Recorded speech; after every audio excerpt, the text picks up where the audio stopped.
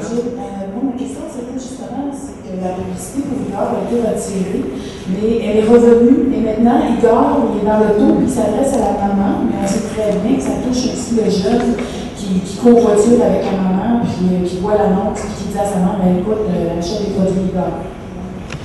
Je trouve que c'est de plus en plus tordu, parce que, comme on disait, c'est de la publicité qui s'adresse au fond à tout le monde.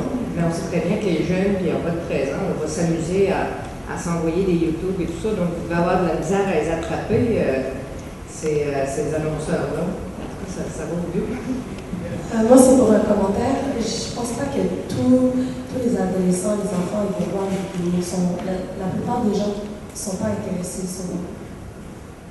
Oui, mais en fait, là, je pense qu'il y en a 3 qui me sont adressés, mais Marion pourra commenter.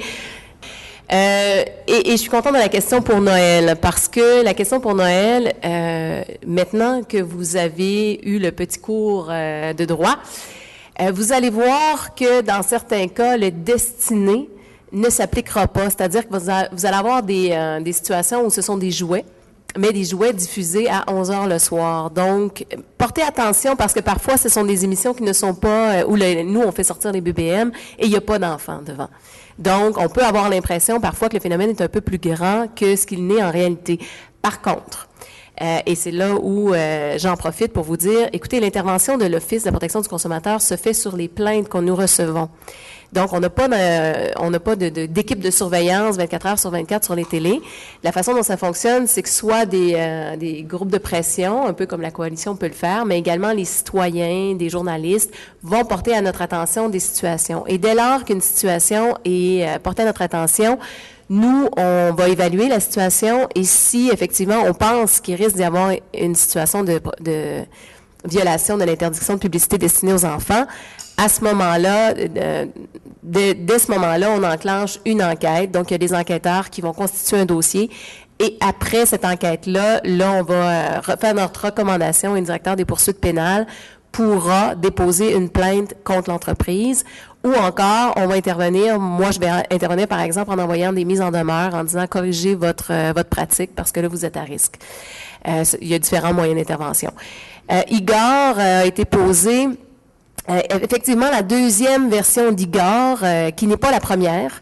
Et la raison, en fait je mentionne les 2 vagues parce qu'elles sont différentes. La deuxième version, même si on voyait effectivement le bonhomme animé dans une situation de voiture, c'était loin de la première version qui était dans des garderies avec le muffin en forme de mascotte qui n'existe plus, en tout cas du moins à l'heure actuelle. Il a probablement été exporté ailleurs, mais ici, il n'existe plus.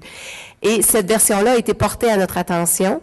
Et après enquête, on a vérifié les BBM où ça avait été diffusé. Il n'y avait pas un pourcentage d'enfants très élevé. Là, je pense que c'était 4% d'enfants qui étaient assis devant la télé.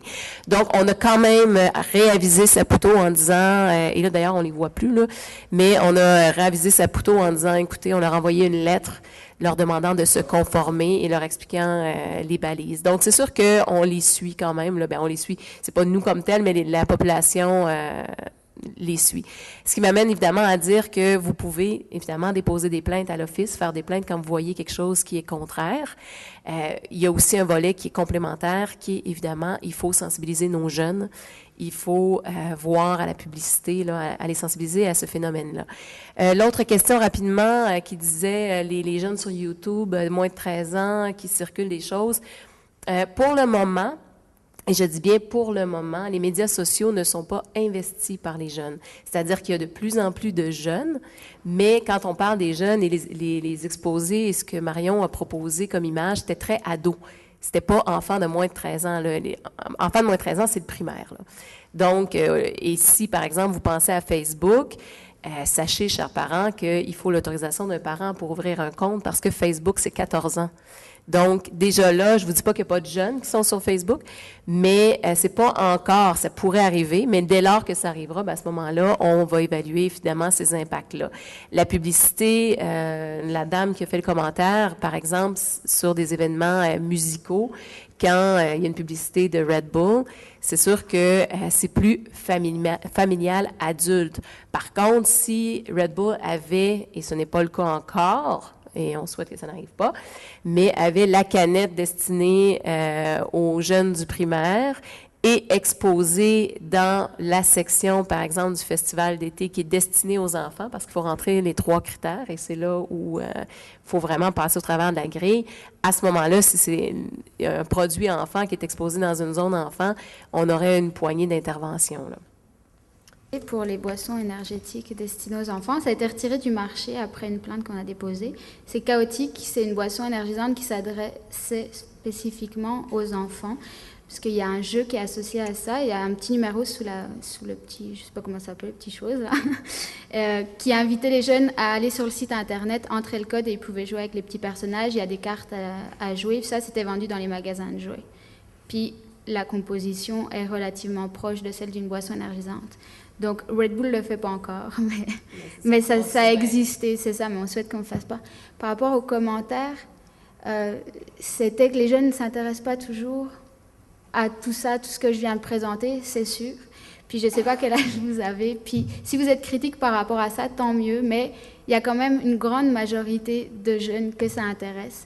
Puis tout est fait pour que ça les intéresse aussi, parce que les événements musicaux, c'est des vedettes qu'on invite qui sont spécifiquement ciblées 14-18 ans. Là, je dis n'importe quoi, mais rien n'est fait au hasard. C'est ce que je voulais démontrer plutôt que ça touche tout le monde, évidemment non, mais ce genre d'initiative-là, je pense qu'ils ont distribué je ne sais pas combien de petites canettes lumineuses.